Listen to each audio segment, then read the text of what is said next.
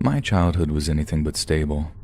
After divorcing my father, my mom dated a long string of losers. She even moved a few in, and around 14, she married a guy named Frank that she had met in the bar that she worked at. Frank was an outright a-hole and tried in vain to usurp my father's role.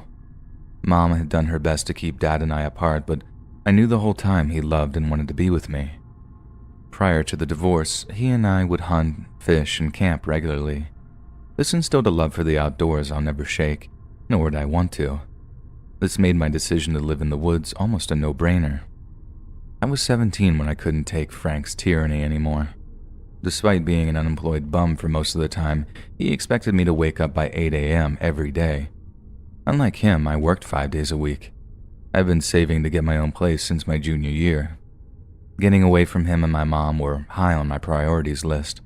So much so I quit school at the end of my first semester and got my GED. Dad wasn't happy to hear about it, but he signed the waiver because he understood. On my days off, I felt I'd earned the right to sleep in. Frank disagreed for some reason. I'd felt a lot of pressure at work at the time. When Frank came in yelling for me to wake up, I told him to F off. He drew back like he was going to hit me, and I reacted by knocking him to the floor. This was the breaking point. I knew that little wimp would call the cops, so I packed my backpack as fast as I could and hit the road, and I've never lived there again. With no clear plan or car, I roamed aimlessly for most of the day. As the sun began to fall, I slipped off into a patch of woods on the edge of town.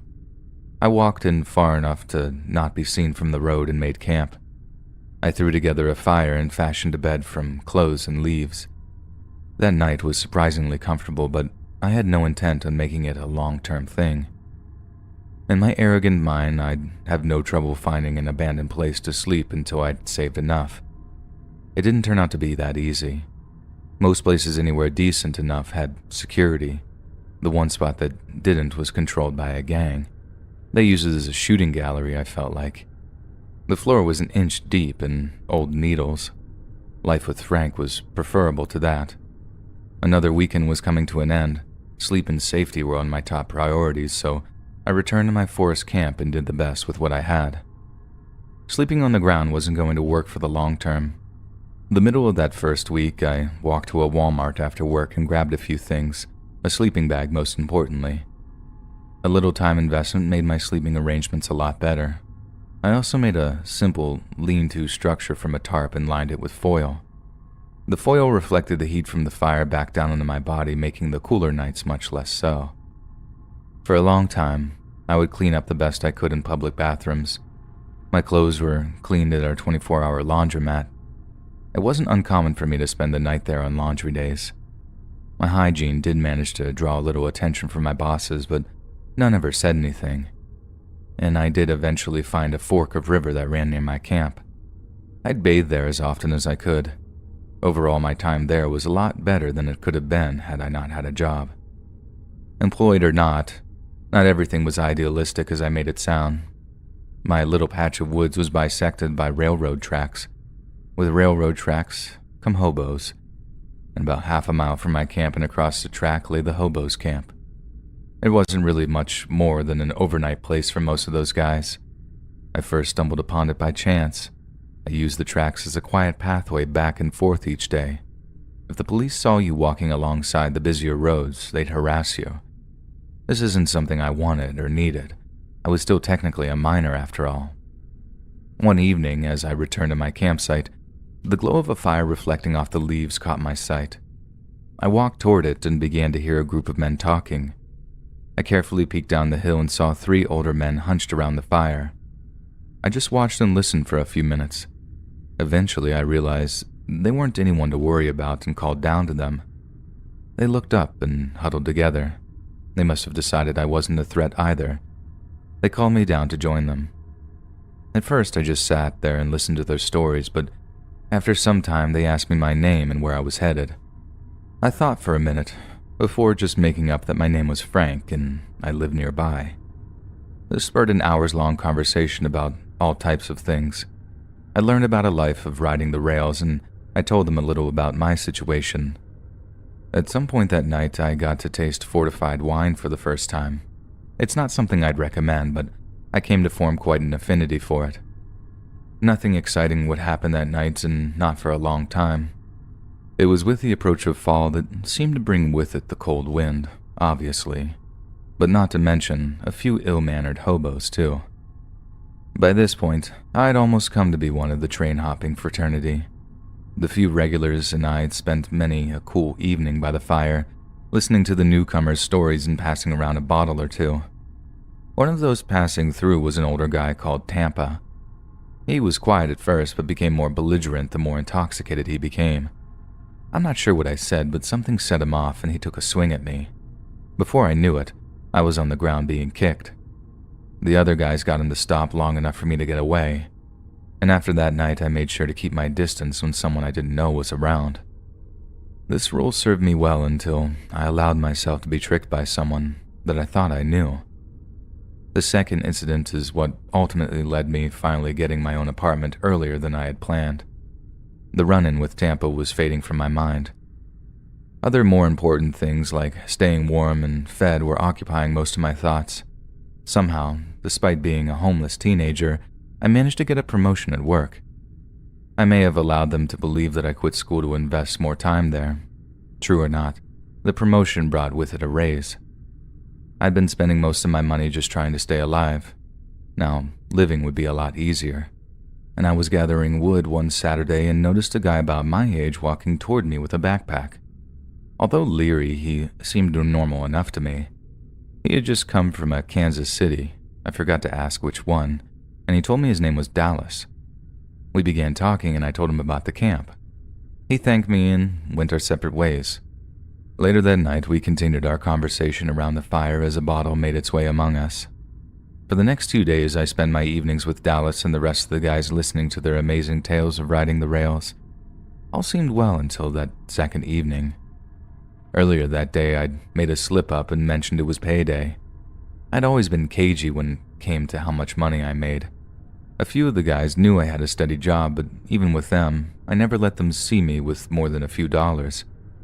Since my earliest days, I'd had caches where I'd hide most of my money. I made sure to constantly move it at irregular times and intervals. Being paranoid was preferable to being robbed. That evening, Dallas and I were discussing a private matter. I hadn't taken the time to stash my money before I left camp, and Dallas seemed to have known it. I realized now that he had been spending his days searching for my current cash. When he couldn't find it, I guess he assumed I was carrying it on me. During our conversation, he asked if he could borrow some money. I told him I had given all I had to pay for the bottle we just had. He called me a liar and produced a long pocket knife. Obviously, I was terrified. Nonetheless, losing almost $1,000 must have scared me more. I held on to the lie as long as I could, but the fear overtook me and I started begging. His face had changed to a look of pure evil. I knew he had no problem killing me. My flight response kicked in and was going to run, and just as I began to turn, Dallas took a wide swipe at me. I was out of range for the cut to be too bad, but I was slashed across my left arm regardless. I was now too scared to turn away, but I knew I couldn't stay where I was. I began jogging backward up the hill, watching Dallas the whole time. I'd taken about 5 steps and watched as he folded up and collapsed. It didn't make any sense until I made out the shape of another person standing behind him with something long in his hand. I called out and Johnny, one of the regulars, stepped up into the dim light. Johnny was holding his trademark axe handle. I thanked him and he proceeded to tell me he had been watching Dallas all evening. While he and a few others had been in the liquor store, Dallas had made an offhanded comment about me being Mr. Moneybags. He figured Dallas had something planned. Dallas was beginning to stir by now and cursing Johnny. Johnny simply looked down at him and said, "Get," and added that if he didn't, he would get an even worse beating. Dallas did as he's told and disappeared into the night, hopefully forever. And for safety's sake, I spent that night and a few more after at the hobo camp. I made sure to take a different path to and from work for the rest of the week. I didn't see Dallas again, but my second assault in less than a year was too much for me. I had had enough to get a place by this point anyhow. I was hoping to have a little more, but that seems to always be the case in life, right? I spent that weekend at the library going over classifieds on Craigslist, and late that Sunday evening I was sleeping in my very own apartment. It was a tiny little dump, but it was mine. A few months later, I found a better, more permanent situation and spent a full 3 years there. I still think about Johnny and the other guys from time to time. They were nothing like you'd expect people in that life to be, but even being surrounded by a group of good guys like that, camping or sleeping rough as some call it, isn't something I'd recommend to anyone.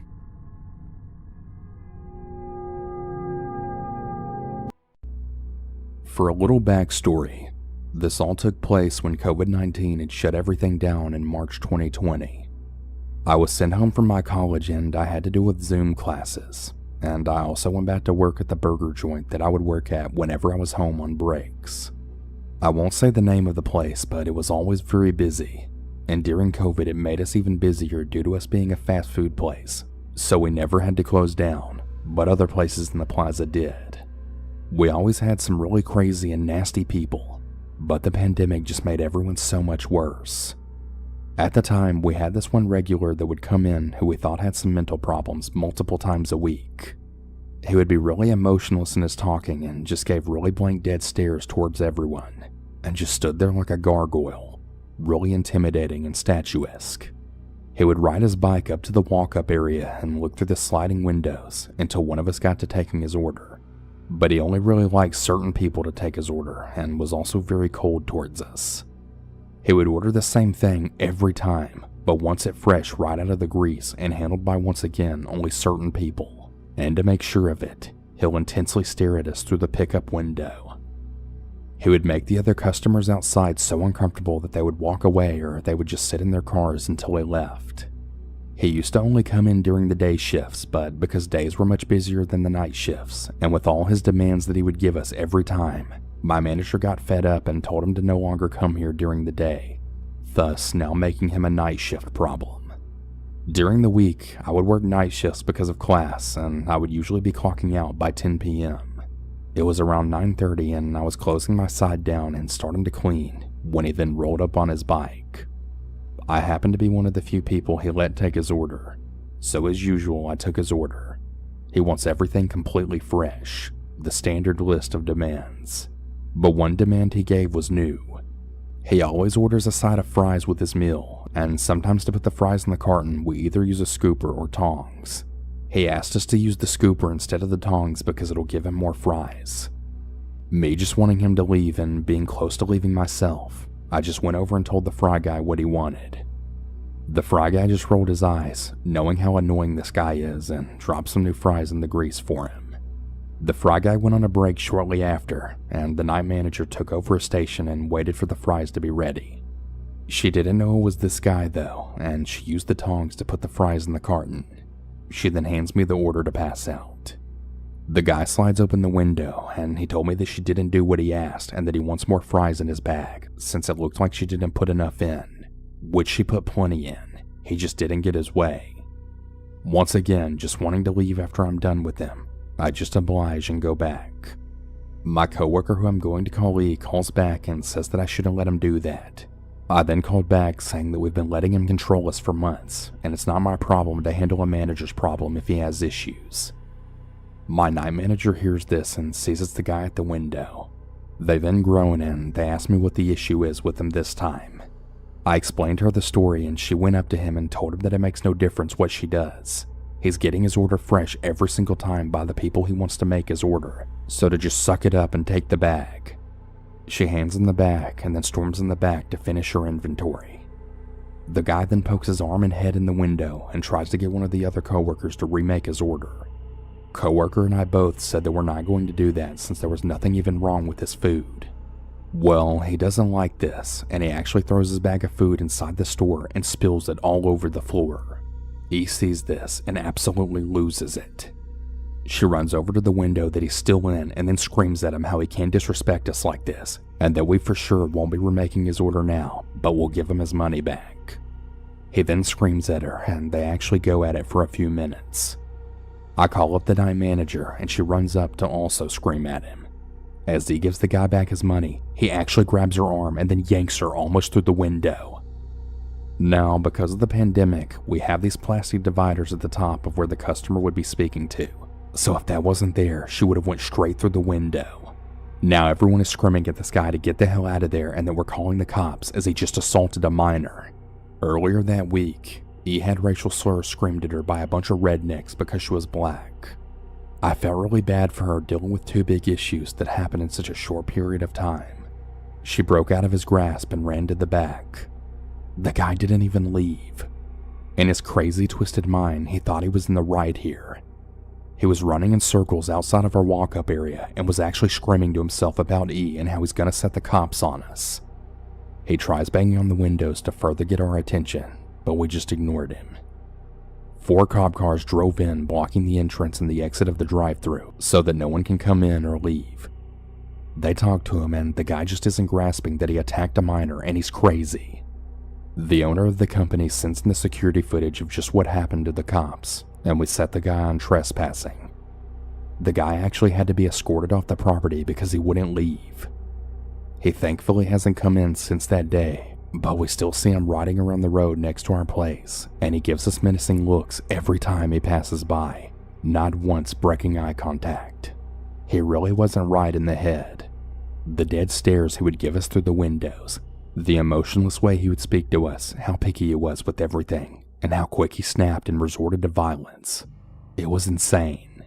Very fortunately, E didn't get any injuries from the incident and was only shaken up, but she did quit a few weeks later, and I can't really blame her. I feel really bad for her.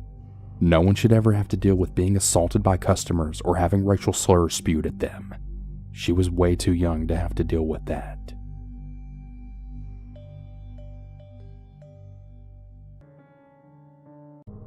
For a good few years, I was a teacher at Lansdowne Middle anticipated camping trip out west. The trip was almost 2 years in the planning stage and would be my first chance to camp with firearms. The journey to the location was an enjoyable experience, and I learned a lot about that part of our country I wasn't aware of. On arrival, I parked my truck and notified my contact that I'd arrived safe. We went over my agenda one last time and I began the long hike to my campsite. Things went quietly that first day. The weather was so nice, I slept under the stars next to my fire. The freedom I felt was refreshing as opposed to all the restrictions we'd had back home. The following day was much like the one before. I walked at a leisurely pace and enjoyed all the wildlife around me. A bit after 1 p.m., I finally found the spot I'd hoped to camp. A quick scan told me that I'd made a wise decision. In no time, everything was set up and I was cooking my lunch. I could feel myself dozing off afterwards, so I took the opportunity to do some shooting. After all, this is why I was out here. Around 200 yards from camp, I found a dry creek bed. It looked to be the safest place to shoot. I set up a few steel targets and let lead fly. I can't describe the elation I felt. This must have been how the mountain men lived, I told myself. I'd gone through a box of 7.62 and was reloading my SKS when the sound of gunshots echoed through the hills around me. My curiosity drove me to check out their source. The shots continued as I searched. They sounded as if though they were coming from multiple guns, and this made me a bit nervous. I chose to return to camp, and something told me from the sound of the shots that I wouldn't be welcome, and it's a decision I still regret and thank myself to this day. Back at camp, I began considering what I'd have for dinner. The shooting had stopped soon after I'd returned. I assumed the shooters had moved on and the evening would be quiet. Once I finished cleaning my guns, which took me about an hour, I laid back and stared at the fire. I caught myself nodding off again, so rather than cook something big, I filled up on a sleeve of crackers and bacon-flavored easy cheese. The sun was beginning to slip behind the trees, and I took this as a sign to crawl off to bed for an early night. It was completely dark when a noise awakened me. I jolted up and peeked out of my tent. Nothing was there. I figured it was a dream and laid back down. Just as I closed my eyes, I heard it again. A blood-curdling scream echoed through the night. Next to hearing a rabbit being killed by a predator, it was the worst sound I'd ever heard. The screams came again, but this time was followed by a female voice screaming for help. Things got real in that moment. I felt a shiver through my body. What was I going to do? I briefly considered grabbing my rifle and running off into the dark. It was clear by now where the sounds were coming from, the same direction the shots had been coming from earlier. Common sense won out and I stayed where I was. One more scream for help came and was followed by a single gunshot, and I laid frozen in terror, wondering what to do until the sun rose the next morning. My feelings of freedom and power were gone now. I waited, minute after minute, for the dawn so I could escape the coming death I had convinced myself was coming. With the sunrise, my kit was packed in record time and I was on my way, back to a place I perceived as oppressive, or anywhere for that matter, anywhere but there. A trip which had taken me in a day and a half to make just a few days before took less than one to return from. It was a miracle I'd make it back at all. Every few minutes I'd turn around, rifle gripped tightly in my hand, looking for some imaginary pursuers. I arrived back in my truck just after dark and turned for home, never happier to be returning.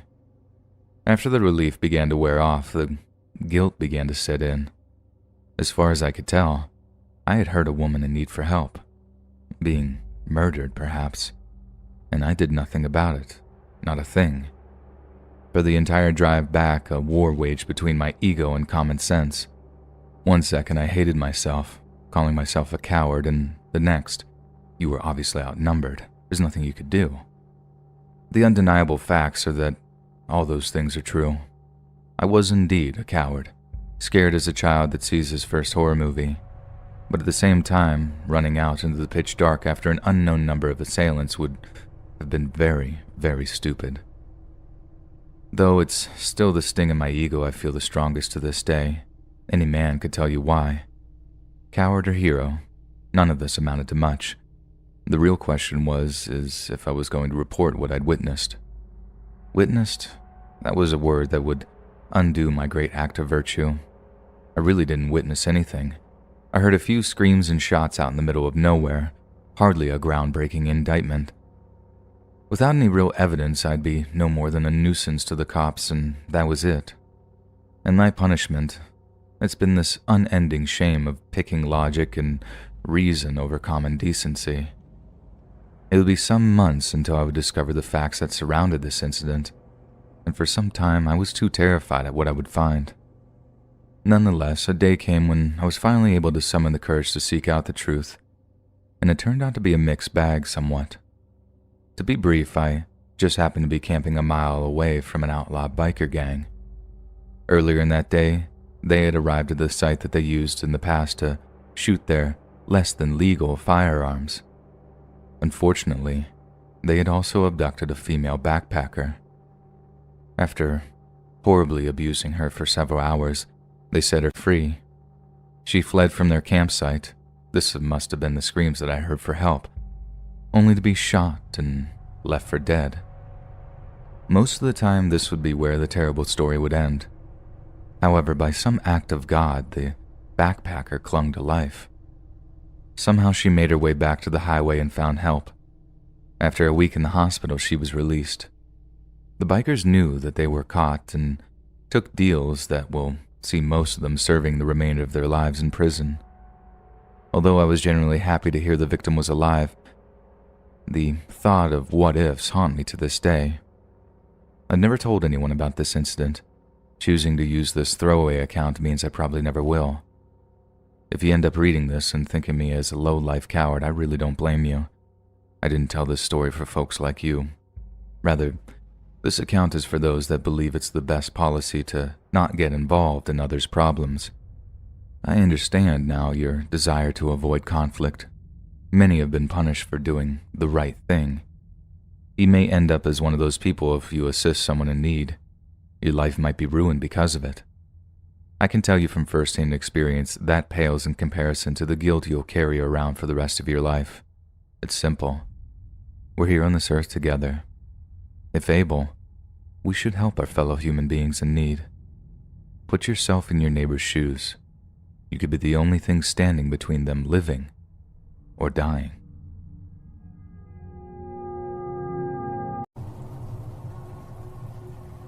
This happened back in the summer of 2018. At that time, I used to work out with my two friends, Jared and Spencer. We had just graduated high school and would go to the gym every morning together and work out.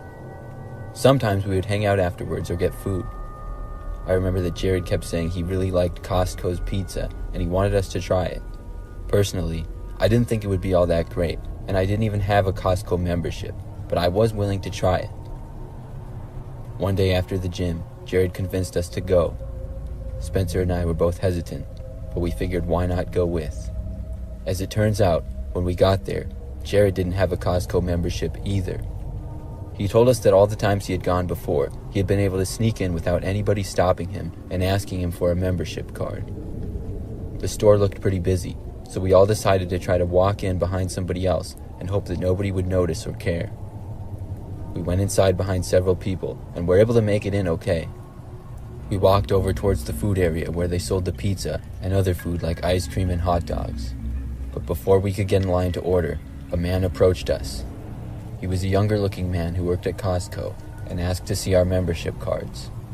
At that point, we all came clean and told the man that none of us had memberships, but were just hoping to get a pizza. The man told us that we couldn't do that without a membership, but said he could offer us a daily pass to each of us that we could use. I wanted to just leave, but we all decided to follow the man to get our passes. He led us towards the side of the store and through a doorway leading to the back room. There was a hallway that we walked down from there, and then he led us into this weird type of back room. The lights were off inside the room, but the man told us to go inside. As we did, the man turned the lights on, and when the lights came on, it revealed about 5 large, scary-looking men inside the room, all staring at us with ski masks covering their heads. They were not wearing Costco clothes or even any type of work clothes. We all turned to the door, but the original man stood there with his arms out as if he was going to block us. One of the men told us to do as they say. Jared turned and ran at the man blocking the doorway immediately and actually knocked him down. I followed, and then Spencer ran behind me.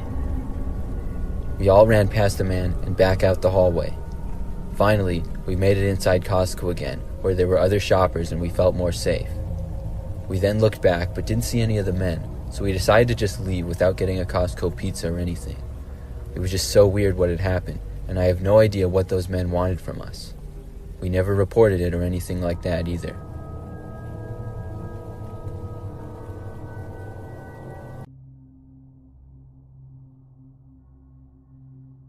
I am a 6'7" male in Australia, and I'd like to think I'm a fairly tough and intimidating guy, but some of the stuff that used to go on at the mall I used to work the night shift for still gives me goosebumps to this day. So the mall I worked at was very, very large, probably the largest in my state, I'd say. Up until about 8:30 p.m., it would still be quite busy. Only around 9:30 p.m. would we manage to usher all of the stragglers out, and only at about 11 p.m. would all of the business owners have left. My job was basically to patrol the mall and make sure no one was sticking around after the doors were closed during the night. We didn't have guns or batons, only a can of mace that was very rarely used. There were multiple occasions where we would find would-be thieves hiding around trying to break into shops after dark, but they were normally far outnumbered by the 5 of us on shift at a time, and they would usually be intimidated by me or some of the other imposing members of security. This one night, though, things started getting really weird for me on the night shift. So I'd say it was about 2 o'clock, and I was standing in the middle of the empty food court, eating a sandwich. This was the only part of the mall that had any light at nighttime due to the skylight, so it was comfortable to eat there. While I was eating, though, I heard a dull scraping noise from the hallway leading off from the food courts into some toilets. It sounded like a piece of metal dragging across the floor. I was immediately put on edge, and I flicked on my flashlight without a moment of hesitation. I can remember creeping down the hallway, flashlight in hand, illuminating a good 6 or 7 meters in front of me. As I got closer and closer to the end of the hall, the noise became louder and louder until I was at the end of the hallway, and there were the toilet doors to the left and right of me. I could tell the sound was coming from the female toilets, though. I gripped the handle and opened the door a tiny little crack. The noise was now very clear and had me not scared but confused. I yelled, "Who is in there?" The noise quickly stopped. I paused for a moment, listening hard through the tiny crack of the door, and I swear to God I could hear breathing, low male breathing. I shut the door, still gripping the handle tightly, and flicked on my radio. "This is 1-3. I need help in the food court bathrooms. I think someone's here." There was no response. This was really strange, and it put me further on edge. Policy was to always answer the radio, and now I was truly becoming quite alarmed. "This is 1-3. Does anyone copy?" Still no response. I can remember whispering to myself. I again opened the door a tiny crack. "Listen, mate," I said, sounding as intimidating as possible. "If you don't come out with your hands up, you're going to end up eating your teeth tonight. Do you want that?" I sat there at the door, quite honestly terrified at this point. This whole situation made no sense at all. Why would someone be in the female bathrooms? What was the metal noise? I very slowly opened the door and scanned my flashlight slowly across the room. All the cubicles were open, but other than that, the room was totally empty. I was totally terrified by now. I was definitely losing it. I walked into the center of the bathroom, closing the door behind me, scared to the core. I let out a faint, "This is some horror movie shit, come out," when I heard the long, whining squeak of the door behind me. I spun around, basically crying at this point, and shone my flashlight on a massive man, at least a head taller than me, or so it seemed in my state at the time. He was Caucasian and at least in his 40s, with matte gray hair all over his forehead. He was mid-opening the door but stopped dead still in the middle of his action. He just looked at me, smiling this guilty smile like a kid would make when he gets caught stealing biscuits or something like that. I'm not going to lie, I was so scared I froze. He lifted his finger up to his mouth, "Shh," before swinging the door open all the way and sprinting out with what looked like some type of small metal box in his hand. Turns out he was just behind the toilet door when I was opening it, and I totally missed him. I was so close to him and didn't even notice him. He could have killed me if he had a knife or something, and that thought still haunts me to this day. Later that night, my radio miraculously started working again, and I told my coworkers about my story. They collectively went pale when I told them what happened. They all had similar stories, but none were as much of a close shave as mine. I worked the night shift for another week after that before I quit. I'm not sticking around in a job like that.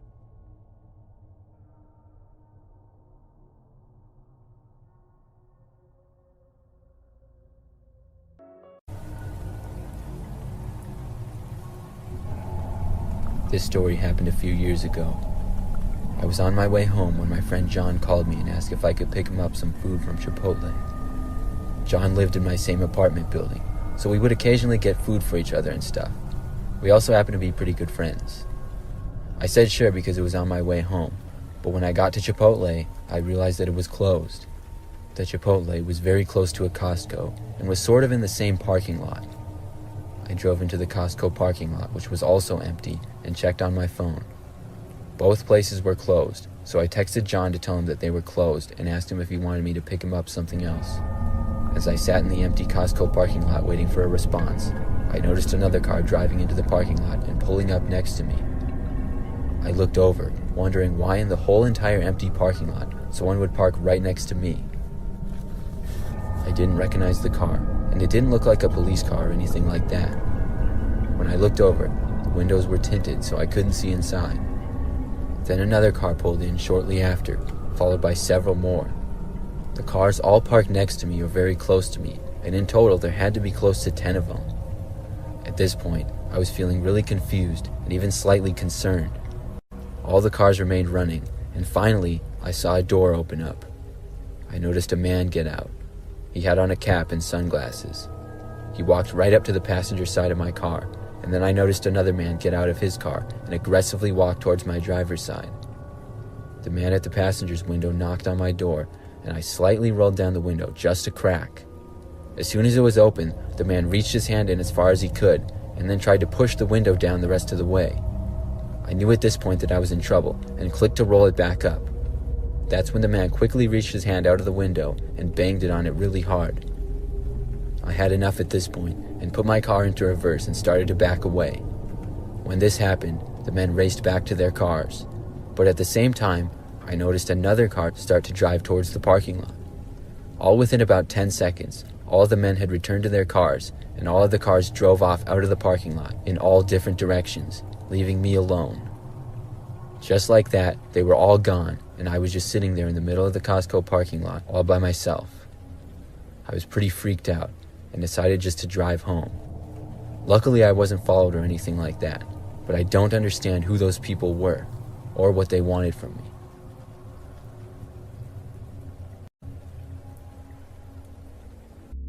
After work, I like to go with co-workers to Waffle House sometimes. It's fun, relaxing, and relatively cheap. However, tonight I decided to go out with a couple of girls I work with. I don't have a vagina myself, but since we all closed up together, we thought we would go grab something to eat. So while we're eating, I'm facing the door, and in walk these two drugged out looking people, which isn't uncommon for Waffle House. But something about these two people in hoodies in the middle of summer in Texas really put me on edge. The two girls I was with were both pretty attractive, and the two guys also took note as they walked past. I've been in a couple of sticky situations and can always tell when shit is about to go down, and these guys gave off that vibe like no other.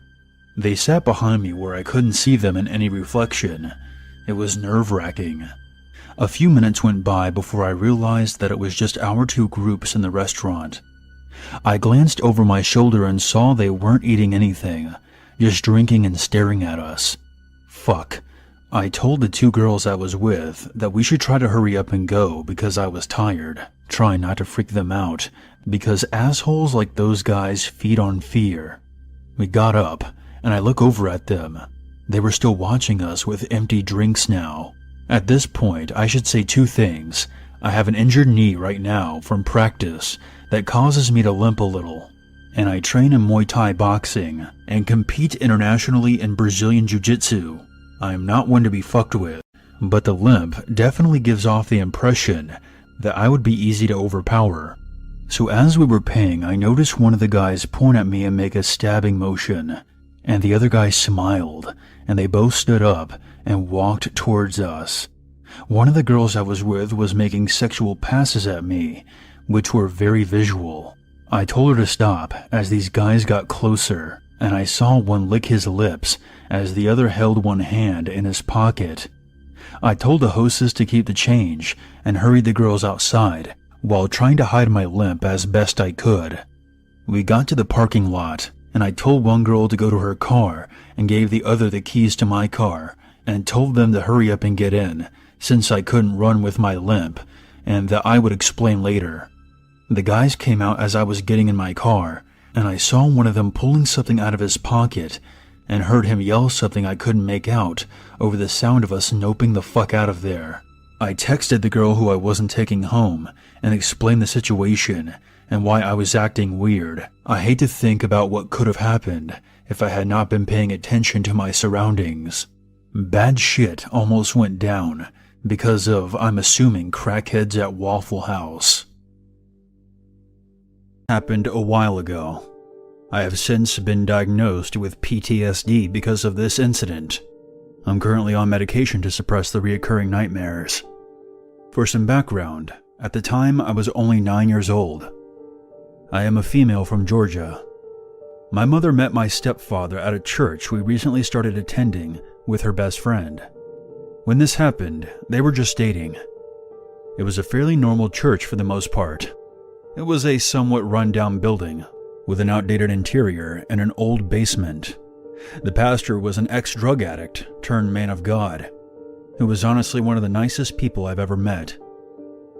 It was a cold winter night. Saturday church service had just ended. We left the church and headed towards my mom's old Pontiac Vibe. It was the kind of car that didn't have electric locks or windows. Each door had to be locked and unlocked on its own. We sat in the parking lot talking for some time. Since my stepfather lived in a different city back then, he and my mom wanted to maximize their time together. They were discussing upcoming holiday plans when I noticed a figure wearing a green coat moving between the cars parked nearby. I didn't think anything of it at the time, as it could have been our pastor or another churchgoer. My stepdad got into the passenger seat, and we were about to take off, when his door was suddenly pulled open. There was a man in a green hoodie that none of us recognized. He had dark skin, bloodshot eyes, and a shaved head. He looked completely deranged. He shoved a gun into my stepdad's abdomen. "Give me your wallet!" he demanded. Mind you, my stepfather is a Hispanic man. He speaks English well now, but he wasn't fluent back then, and he had a thick accent, so he simply responded to the man, "No." My mom began freaking out. I was so scared that I kept trying to get out of the car. I started crying because my mom told me to stay put. Then the man began screaming, "I said give me your wallet!" But my stepdad stood firm. "No." The man then directed his attention at my mother. "Tell him I said to give me his wallet." Thinking that he couldn't understand him, my mother tried to get my stepdad to comply, but he refused. I'm looking frantically through our fogged-up windows, trying to find someone to get their attention. But the man looked at me, then back to my mom. He then hit my stepdad with his gun, causing him to lean forward. He then pointed the gun at me. A 9-year-old girl in a pink and black dress who was talking about Christmas dinner just 5 minutes before. "Somebody better give me something, or she dies." I lost it. I got out of my seat and exited the car. That's when I saw 2 other hooded men across the parking lot. They were walking towards the car, also carrying guns. I started screaming and immediately got back in the car. My mom yelled at me for getting out, and the man with the gun was still screaming at my stepdad. "Are you listening to me, man? I'm going to shoot her right between the fucking eyes!" My mom then offered him all the cash she had on her. She handed him $75 from her wallet. The man ripped away the cash from her, then assaulted my stepdad again with his gun. The mugger then slammed his arm against the car door to close it, but in the process the gun went off. The bullet went into the well of my mom's car. The 3 men ran off into the night. We sat there crying and trying to console each other. After about 30 minutes, we calmed ourselves down and left. We immediately went to the police station and filed a report. They said it was most likely gang activity, and it would be very difficult to track down the perpetrators. The men could have killed my stepfather right in front of my mother. There was no justice. I was only a child when this happened. It's been 13 years, and I still wake up screaming and sweating from the nightmares. I'm just glad that my mom had her grocery money on her that day. Heaven knows what would have happened if she didn't. I had a really horrible experience during a summer trip for our school program.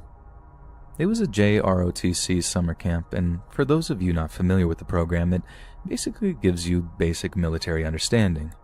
You go on runs, do marching commands, stuff like that. It's offered in most high schools in the United States. I come from a family of military professionals, so it just seemed like a logical choice. Even though I didn't plan on joining the military myself, I am a pretty short girl. My name is Caitlin, and during camp I met a nice guy. He was in my squad during a particular practice exercise, and I thought he was a really great guy. We didn't get to spend too much time together, though. The boys and the girls slept in separate buildings, and most of the time, we didn't get placed in the same squad for activities. I remember thinking that he was really funny and cute. He was one of those guys who somehow had the ability to make jokes that didn't have to hurt anyone's feelings, and I always thought that was rare. If you think about it, it's really difficult. When was the last time you made a joke that wasn't at the expense of someone else? So I guess I valued that, and it was one of the things that attracted me to him. Like I said, we didn't get to spend a lot of time together, and it just made me want to be with him more. We exchanged phone numbers on the last day in the hopes that we would date sometime after we got out. We kept in touch for the following weeks, and everything seemed good. The only problem was that he lived about 30 minutes away from me. We were both seniors in high school, and that is a long trip for someone that makes minimum wage part-time. We talked on and off again for a few months, but it didn't really go anywhere, and I just figured that I would let it die. That was until around late October. He started talking to me a lot. I remember we became really close, and we talked on the phone a whole bunch and were texting each other obsessively. My family got mad at me at Thanksgiving because I was on my phone the whole time, and I could not get enough of him. He seemed so interested in me. I later found out this because he had just broken up with his girlfriend. I didn't even know that he was in a relationship, but yeah, he got interested in me once he was out of that last relationship. He still kind of flirted with me before, though. Still not sure how I feel about that, and it seemed kind of sketchy. I remember at one point the conversation just became a little dry for me. I got a little less interested. Not exactly sure why, he just seemed so into me. He texted me obsessively, even a few weeks later, and my interest started to wane. That's when he started getting really brave over text messages. He would say really intimate, almost too personal things to me, even started sending me dirty pictures of himself. And not just regular pictures, like very dirty pictures, if that gives you any kind of inclination. This one time he kept saying that he wanted to sleep at my house. He said that he could borrow his mom's car over the weekend, but he didn't want to drive all the way back until the next day. He kept asking if he could just sleep in my house. Obviously, my mom would have said no. She wasn't the kind of parent that would just let a boy sleep over, and my dad would have murdered him if he had ever found out that he was trying to sleep over. Well, he just showed up one day. Literally just came to my house. I mean, what in God's name was he thinking? I had given him my address before, but this was completely unannounced, and we had been talking for months prior. It was just a really freaky and unexpected thing. He brought me flowers and chocolate, the whole thing that would be really sweet if it wasn't so creepy. It just gave me a really bad vibe. I ended up spending the day with him. We went to the park down the street and got coffee, but he still insisted on trying to sleep over. I told him no, and after getting a little pushy, he gave in and drove home at about 11 at night. Other than the weirdness, the day didn't go that bad. I did still find him funny and charming. I just had some subtle warning signs about him that made me a little uncomfortable, and looking back, I should have paid more attention to those. Now here's the crazy time that put our relationship to an end. He tried getting me to sleep over at his house. He began getting really forceful. At one point, he threatened to hurt me if I didn't try to sleep over at his house. I kept trying to tell him that my parents would not let me sleep over at a boy's home, but he didn't care. It was a big ultimatum, and that was that. I know. Messed up, but he had me under his spell, and it worked. And here's how he tried to spin it to my parents. He had a younger sister, and I tried telling my mom that I wanted to sleep over at my friend's house. That was the girl. And I wanted her to drive me over there. Keep in mind, I didn't have my car or a learner's permit or anything. I was kind of scared of driving, if I'm going to be honest. Anyway, I just told my parents that I wanted to sleep at a friend's house, and they were completely on board. They didn't have a problem with it, obviously. I had done it many times before. My mom drove me over there, and when we got there, the only person home was him, and his family wasn't coming back until Monday. He didn't even tell me that he was home alone for the weekend. My mom had no idea that there was going to be no parental supervision. She is kind of overbearing with stuff like that, so she asked him to speak with his parents. She just wanted to double-check that everything was good, and that they were okay with the situation. Well, as you might imagine, it wasn't long before my mom figured the situation out. She drove me back home, and that was the end of that whole situation. I texted him and asked him why didn't he tell me that no one was going to be home, and he literally told me that he was going to do horrible things to me. He got mad at me because he wasted his entire family vacation time on trying to get freaky with me, and he didn't get to do anything. I thought he was just playing some kind of joke on me, but then he started sending me pictures of some weird torture stuff. I don't know if they were weird toys or what. He specifically told me something he was going to make his dog do to me. Yeah, some pretty sick stuff. And I was freaking horrified after that. I had no idea that he was such a freak. I always had a bad feeling about him, but I never listened to that voice in the back of my head. Anyway, my mom told me I wasn't allowed to talk to him anymore, and she was really unhappy that I was being deceitful with her, and I can understand that. If it hadn't been for my mom, God only knows what would have happened. To this day, I still don't really know why I went along with everything for so long. It was like he had me hypnotized or something. I haven't spoken to or heard from him since, and I don't think I want to, either.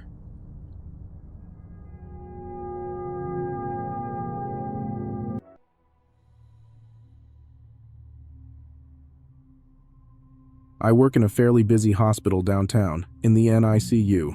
I usually work at night, and I kid you not, this happened to me less than 5 minutes ago. I figured it would be a good idea to document this before I forget. It's also a way for me to have some sort of proof in case something comes of it. During orientation, we are taught to be observant for signs of a possible abductor. We were taught to look for oversized clothing, bags, and shifty behavior. Fortunately, I've never encountered a strange individual until just now. It's currently 2:59 a.m., and I've been sitting at the front desk since 11 p.m. I'm a nursing student, so I usually handle clerical work around the unit. I also monitor the cameras to ensure no one unauthorized is present. It's usually pretty quiet at night. However, I've already had a somewhat weird night, so this just adds a cherry on top of it. The NICU and most of the second floor is a secured unit. This means that in order to gain entrance, you have to pick up a phone that then rings at the desk. Usually it's parents wanting to see their babies or family members who are lost. It typically quiets down around 11 p.m., so no one usually comes in or out during my shift except for housekeeping. One of the security cameras is positioned so I can see who is picking up the first phone. I had been sitting here browsing Instagram when the phone rang. I glanced over at the phone, thinking it was a parent wanting an update or something of that sort. It took me a second to realize that it was the number for the first set of doors. I picked it up and looked over at the screen. There was a lady in baggy clothing with a sling on her arm. I answered the door, and she said she wanted to find her cousin, who had apparently been brought up from the emergency department. I asked for the last name, and she unintelligibly rambled off a Latino name that I only caught the first part of. Knowing that we did not have any new admissions, I told her we didn't have anyone by that name. I tried to get more information from her, and she again mentioned that her cousin had been brought up from the ED. In that case, I informed her that she should go to labor and delivery and speak to them. She hesitated and then said okay and walked away. I got a really weird feeling from her, so I checked the census to see if anyone was being assessed in L&D, and there wasn't. So either she was at the wrong hospital, or she wanted access to the unit for something more sinister than just seeing her cousin. I shrugged it off, thinking that if her cousin was in L&D, she would find her, and all would be well.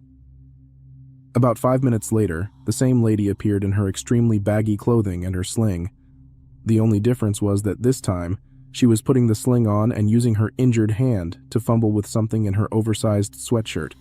She picked up the phone and once again requested entry to find her cousin, mentioning that L&D said they had no one by that name. I told her the exact same thing, insisting that she needed to contact her cousin and return to L&D. She became hostile for a moment, then hung up the phone. Whether or not she was trying to gain access to the unit for things that she shouldn't be doing, I'll never know. But creepy lady who looked like a baby snatcher, I hope we never meet again. It happened many years ago when I was a boy. I was probably about 9 or 10, and I remember for class we went on a field trip to one of the state parks. It was just a field trip where we were going to walk around and look at the sights and the wildlife. We went on these trips about 4 times a year, and it was always pretty fun. On this day, we went to a park that had a bunch of hills and different types of trees. We were going to walk on a path all around it. There was about 20 of us in the class, and after we all got to the park, our teacher told us to follow him and then led us down the path. I was with my best friend Daryl, and we were talking during the walk. At one point, we saw a cool-looking mushroom a little bit off the path, so we stayed back to look at it. The rest of the class was going uphill, and before we knew it, they were out of sight. We went to run to catch back up with them, but we heard a noise coming from behind a tree off the path. I expected to see an animal, but when we looked, there was a boy there around our age. He had a red shirt and jeans, and he was hiding behind the tree.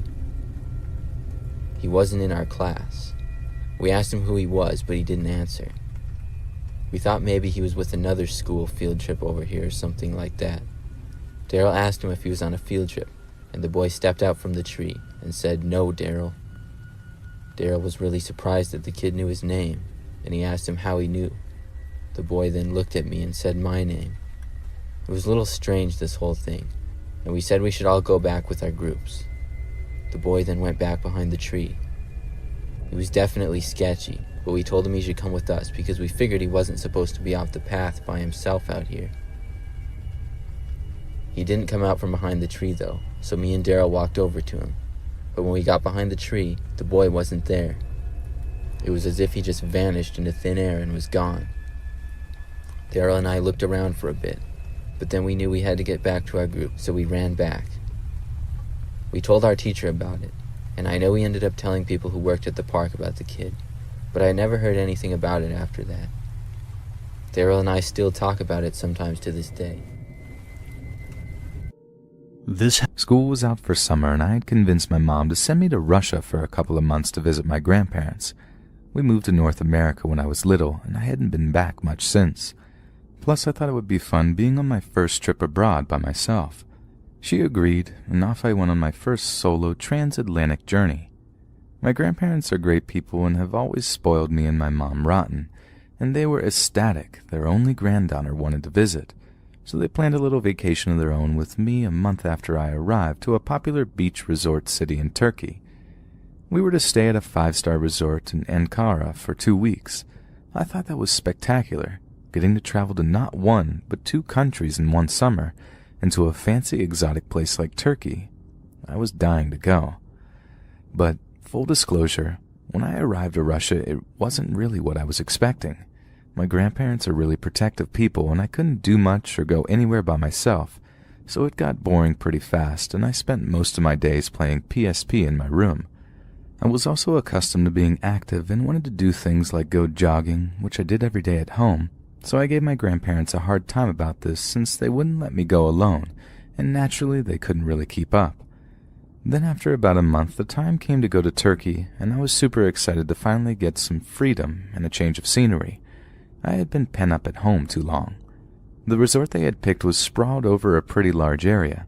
However, it was all very well secured and isolated from the rest of the city, and there was also a huge garden on the property which was ideally suited for jogging. This time, I had my own room separate from my grandparents, so I took this chance to go off by myself and explore the grounds. Most of the time, I would go jogging in the mornings when it was cooler with my big old iPod, so I couldn't hear anything that was going on around me, but I figured it was pretty safe since it was a nice hotel with plenty of tourists. Then I started to notice him. A pretty innocuous-seeming gardener in his late 40s, early 50s in a green uniform. I remember he looked like a shriveled old date from too many years in the sun. He would always wave or say something in broken English as I passed by while he trimmed the shrubs or mowed the lawn. I would politely wave back, smile or nod, but I didn't really pay much attention. Fast forward about 10 days, and I was really enjoying myself. It was fun to swim in the pool and the sea, the food was great, and my grandparents had let up a lot so I could do more by myself. However, they didn't know about my morning runs in the gardens, and I wasn't going to tell them because I wasn't sure they would approve. So one morning at around 7 a.m. while I'm jogging, I see the gardener again, but this time it's clear he's trying to get my attention. He waves at me and yells something, so I stop and pull out my earphones, trying to figure out what he wants. Now, I know he works for the hotel, so I don't really suspect anything. He waves at me again and motions me to come forward. I'm confused, but I figured he wants to tell me something, so I politely approach. He's standing at a trail that goes deeper into the gardens and foliage. He's smiling and gesturing, and I can see he's holding something in his hand. "Rosa," he says. "Beautiful Rosa." Then I notice he's holding a rose and extending it to me. At this point I'm confused and a little freaked out about what he's thinking, but I stay put. Usually the hotel staff there are chatty, but nice enough. My grandparents would always get pulled into conversations with him about things. I figured it's something like this now, and I don't want to be rude, but still want to be on my way without offending the old man. He hands the flower to me and I take it, thinking maybe he wants to show me some roses that are in bloom, but he keeps waving and gesturing, like he wants me to follow him, and stupidly I walk closer. He has another flower in his hand, and he backs away more. Then suddenly he stops and starts to lower it a little. That's when I notice he's holding his other hand behind his back too, and he's holding something. I look ahead up the trail and see a little cabin-type thing where I assume they keep their gardening supplies. Something clicks in my head then, and I instantly back away. He sees me do that and tries to smile, saying, "Rosa," again, and moves the hand he's holding behind his back while lurching toward me. That's when I see he's holding some kind of rag. Without hesitation, I drop the rose he handed me, turn around, and run for it at full speed. I don't stop to look back, and run like mad back to the hotel. It's not until the doors close behind me and I'm among other people that I look back and see if he's followed me. I don't see him anymore and my heart is beating like crazy. I go back to my hotel and wait for my grandparents to wake up. I never told them any of what happened that day and spent the rest of my vacation glued to their side. I thought that if I'd said anything, they would get even more paranoid about my safety and blame me for wandering off on my own. Also, I didn't want to ruin the remaining days for them. I saw the gardener once more on the beach. I remember him talking to a security guard. I remember growing very uncomfortable and sinking into my sun chair when I saw him. Then he looked at me and smiled. I scowled at him as he mouthed the word Rosa tauntingly and smiled again. I still remember the anger bubbling in my stomach and how much I wanted to cleave his face in, but I just froze and stared. He walked away and I went back to pretending nothing ever happened. Needless to say, I never went on any more morning jogs, and neither did I want to until long after the summer had ended and I'd returned back home.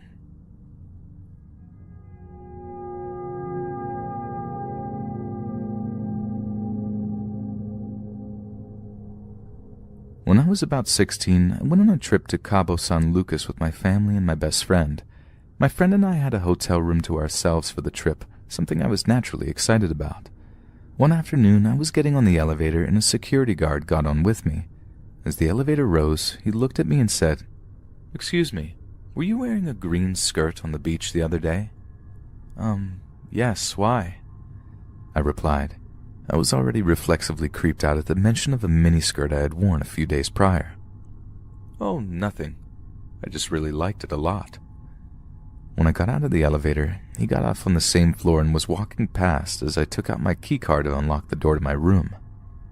At 4 a.m. that morning, I woke up with a startle, only to register that there was a man standing silently at the foot of my bed, a man in a security guard uniform, the one from the elevator. As he saw me wake up, he stammered something about my door not being locked properly and ran out of the room. I was still groggy with sleep and didn't fully register what had just happened. A moment after he ran out, I became aware I was lying on my back with covers around my ankles. I sleep nude, but never kick my covers off in my sleep as I was always cold and the AC was on full blast as well. I'm also a very deep sleeper, so someone standing at my bed alone would never stir me. I'm pretty sure him pulling the covers back, causing me to get cold, is what woke me. I am scared to think what could have happened had my friend not been fast asleep in the next bed. Unfortunately, as I was creeped out in the elevator and had avoided making eye contact or looking at his face, and as it was so dark I couldn't have identified him in the room, I never bothered to report it to the hotel. I still regret that, years later.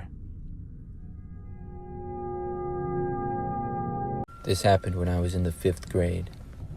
I was in a science class, and one day we all took a field trip to a science museum. It had a bunch of exhibits and things like that. I really wasn't much of a science fan, but I will admit that I always liked going to the museum because it was pretty fun. We left school and drove down to the museum, which was about 30 minutes away. Once we got there, we did the usual stuff. We were able to kind of split up as a group, as long as we made it back. I went with a few of my friends in the class from one spot to another. Eventually, it was time to get lunch, and then we would leave shortly after that. Our teacher went around letting everyone know we would be leaving in 10 minutes and to meet back at the entrance. I had seen everything I was going to see, so I decided to just go back and get on the bus. That way I could play some games on my phone until we were going to leave. I left the building into the back parking lot where our bus had dropped us off. I got out there and saw a couple of buses. I started to walk over and saw the bus driver wave me over to him. I got on the bus, but as I did, the bus driver stopped me. He told me there would be no phones on the way back. I was pretty upset to hear this, and I didn't understand why, but I gave him my phone and then sat down. The bus driver then started the engine. I looked out the window and tried to think of why we weren't allowed to have our phones. Sure, sometimes the kids would get out of control with them, but I found this a little bit unreasonable. Just then, I felt the bus start to move. I looked and saw the driver was driving out of the parking lot and down to the street. I called out that the rest of the class was still inside, but he ignored me. Then I got a terrible feeling. I asked him to stop the bus and go back, but he just turned around and yelled at me to shut up. The bus was driving down the street and headed for the freeway. All I could do was look out the window and wonder what exactly was going on. I wished that I hadn't gone to the bus by myself and went back with the rest of the group. The bus driver merged onto the freeway, and we started going at a fairly high speed. The longer we drove, the more scared that I got. Now I knew the real reason he had taken my phone from me. We continued down the freeway for I would say about 5 minutes. Suddenly, I heard the noise of a police siren. I looked behind me and saw a flashing light. The bus started to move to the side of the road, and I saw a police car go with it. That was one of the greatest feelings in my life. The bus driver then opened the door and took off running into the field beside the road. I saw several police officers run after him, and another run to the bus. They were able to get me back to safety, and the bus driver was caught a short time later.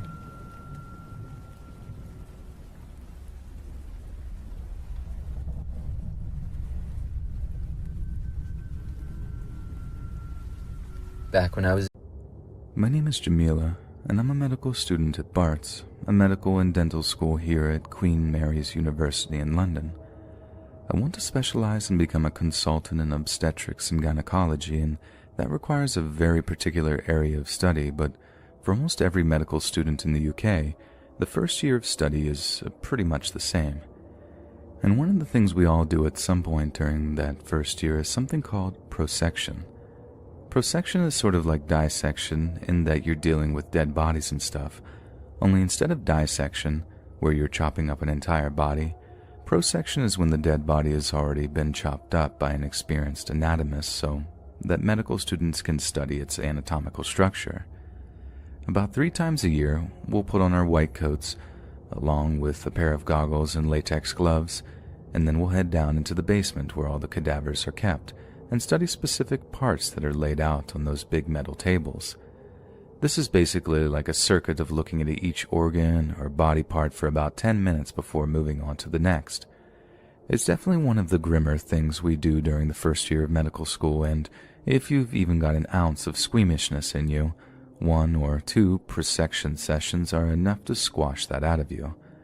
So a couple of days after my second prosection session first year, I received a generic email from a department head stating that all prosections would be cancelled for the foreseeable future.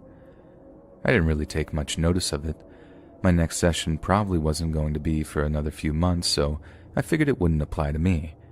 But that wasn't exactly the case, because a few days after I got the email, I got a knock on my room in the halls of residence, and when I opened it up, there was a female police officer stood in the threshold. She very politely explained that the halls of residence had given the Met Police permission to search my room, but she wanted to be polite and asked if I minded if a few other officers called by in the next half hour or so to have a little look around my room. Obviously, I had nothing to hide, and my room was like the size of a cupboard, so of course I consented.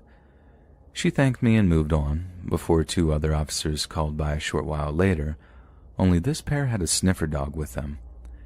Like I said, I had absolutely nothing to hide, so I just stood there politely while the officers ran the dog around the small interior of my room. It had a little sniff around, for like 10 seconds tops, then they too thanked me for my cooperation and then moved on, but not before I asked them if they could tell me what was going on. One of the officers apologized and told me they weren't allowed to talk about it, but they were sure the university would mention something to us soon enough. Only they didn't. Weeks went by, and we were pretty much left to just assume that since there was a sniffer dog involved, that the whole police search was because someone in the halls was suspected of drug dealing, or at least having drugs in their room. Students and drugs go together like a horse and carriage, so assuming it was something drug-related, it seemed perfectly logical. But we were wrong, because the real reason the rooms were searched was far darker, and considerably more disturbing than just a few bags of weed or something. Now, I can't actually confirm this, and I don't have any solid evidence for what were essentially rumors that went around, but someone apparently high up in the anatomy department went off the record and told a student that the cancellations of the prosection sessions and the sniffer dog search were linked. Apparently, someone had stolen a specimen from the basement during the session I was in. It was something that had happened once or twice over the years, Someone had pilfered a preserved heart or a skull, but in this case, an entire head had gone missing from the basement, and the potential for scandal was phenomenal. None of this ever ended up in the papers or in the news, so many of it was just rumors that couldn't be confirmed. But I also heard that Bartz was forced to make a huge out-of-court settlement with someone that same year, and that a non-disclosure agreement and high court injunction had been put in place. Honestly, that could have been over literally anything, student misconduct or some other kind of scandal, yet I can't help but connect the dots from the rumors and the search to the payout and the injunction. I really do think someone stole a human head from the basement somehow, but whether or not it was a student or a member of staff, I'm not sure. And why ever anyone would want to do that is just beyond me. I'm really not sure I want to know why someone would want to steal a preserved head from an anatomy lab, or what they'd do with it once they did. It's also pretty frightening that Bartz seemed more concerned in covering things up and sweeping things under the rug than really getting to the bottom of what happened, or keeping us informed. I'd considered doing more digging if the whole thing didn't leave such a bad taste in my mouth, and like I said, the whole thing raises questions that, if I'm honest, I'm not sure I really want to know the answers to. And so I just have to live with it. Live with the fact that one of my fellow students could have stolen a human head, hid it away somewhere, and are now using it for some truly sickening, perverse things. As a kid, we took a school field trip to the zoo one time. My school was really small, and basically the entire place went. It took us over an hour to get there, but when we were there, it was a day-long event, which was nice for us because we didn't actually have to do any schoolwork. I think I was like 8 years old, and I was one of the younger people there. The first part of the day we spent looking for a bunch of animals, then we got food. After that, we started looking more at plants and things like that. I was more into the animals, so my friend Matt and I went back over to them. We first got back to the exhibit of sea lions, and when we got there, one of the zoo workers asked us if we wanted to help feed the animals. Of course we said yes, because as an 8-year-old kid, it seemed like something super fun to do. He told us to follow him and then led us into a doorway and down a dark and quiet hall. It was really weird to be in the back of an exhibit, but it got me really excited to feed the animals. We followed the guy deeper in, and into a storage type of room that was even darker. He said this is where they kept the food. He told us to wait there for a second and left the room. Then we saw the door shut and heard it lock. We immediately knew something was wrong. I went to the door and tried to open it, but it was in fact locked. It was a really strong and thick door, and neither of us would be able to break it.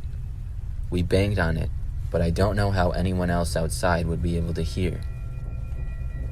After a while of that with no response, we decided to examine the room. It was very dark with no apparent lights, and we could barely see.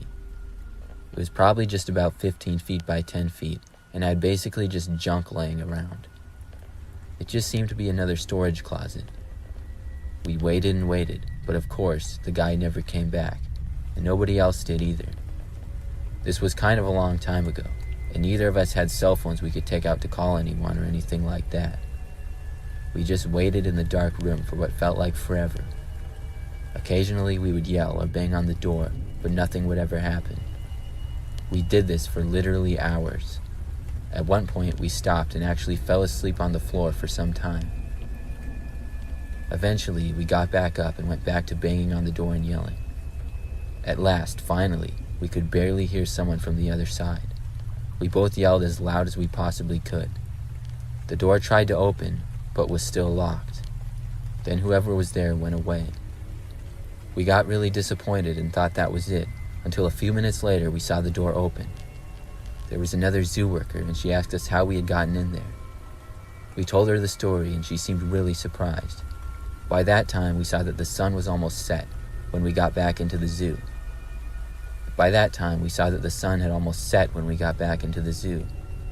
Apparently, everyone had been looking for us for over 2 hours. We were able to get back home later that day, but the guy that worked there and locked us in had left, and nobody could find him. It turns out he was caught a while later, and had been addicted to some drugs or something like that. They said he had been acting really strange lately. I really don't know why he locked us in there, but we were very lucky to get out because that closet wasn't really used by the zoo anymore.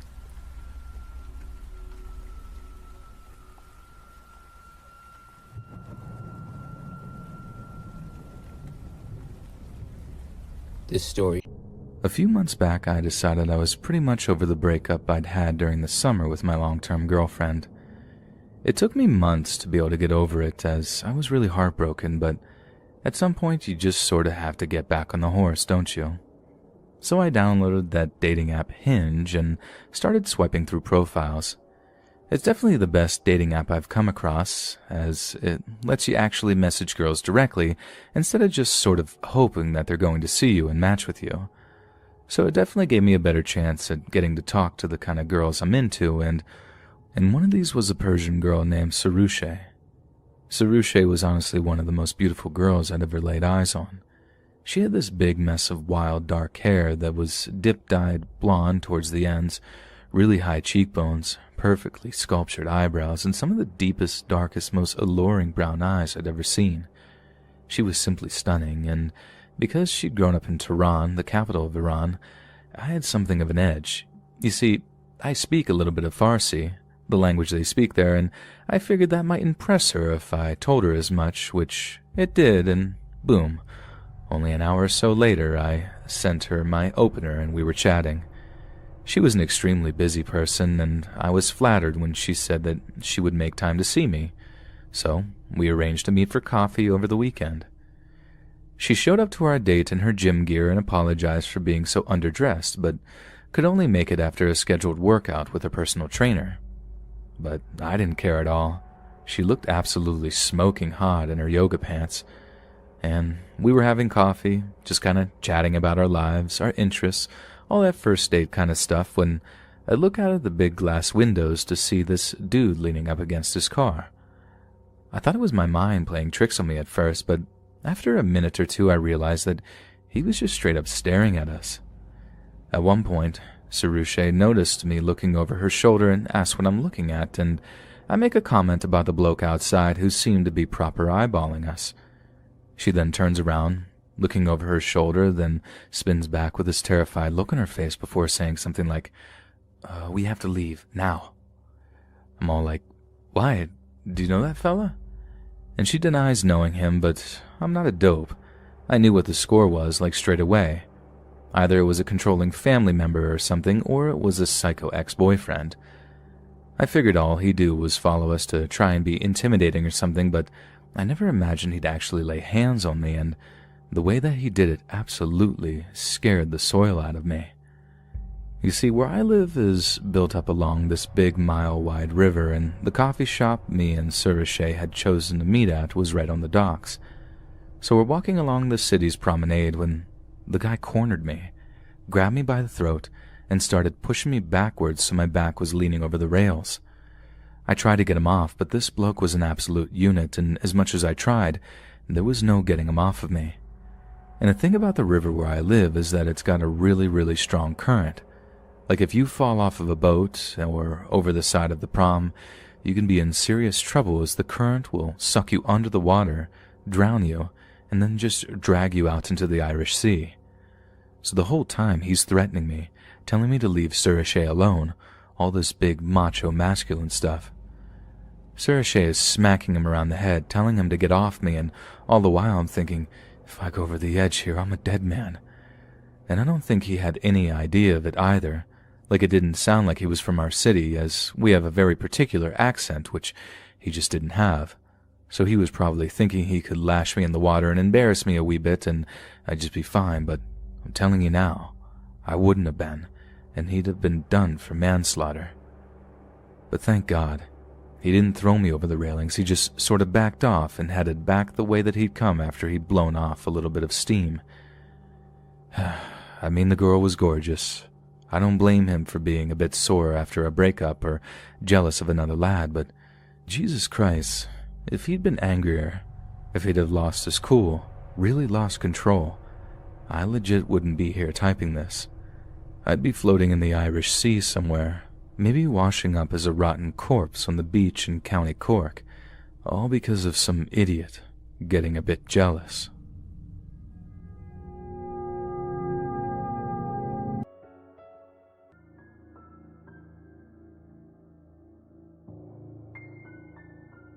About a year ago, in my final semester in college, I worked at a Shaw's grocery store in Boston, Massachusetts.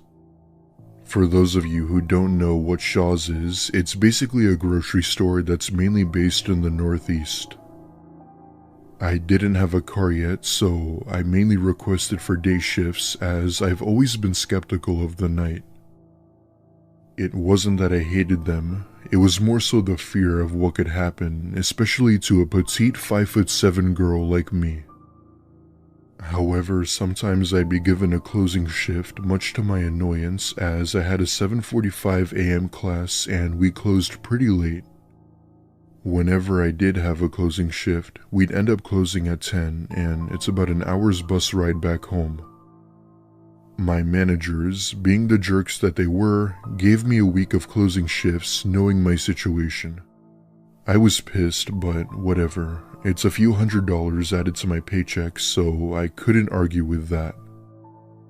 It was a Thursday night, and I had just finished stocking a few chips as we had just gotten an extra shipment. It was me, my manager, and another coworker running the register. It's about an hour before we close, and the store's pretty much dead except for a few customers.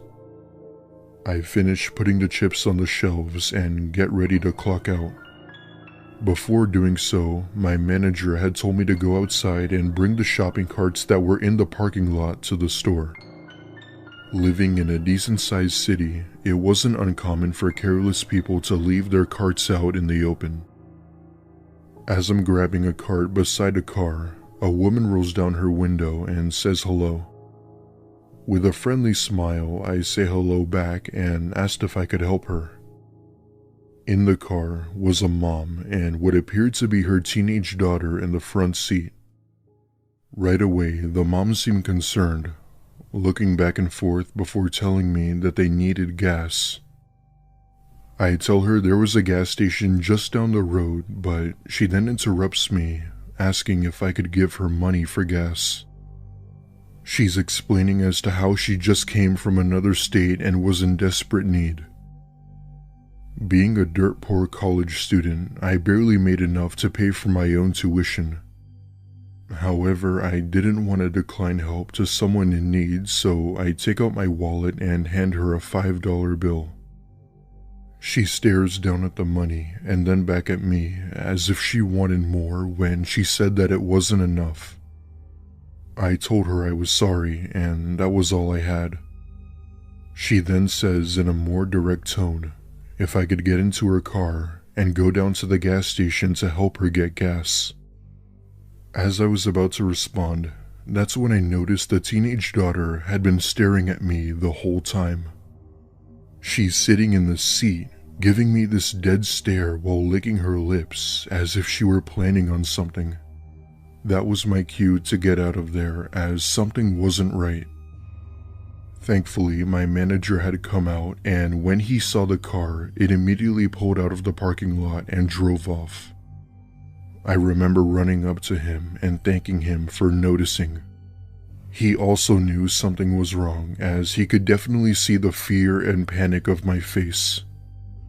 My manager took a picture of the car and was able to identify the year and model of it. I worked at that Shaw's for a good year after that and never saw that car again.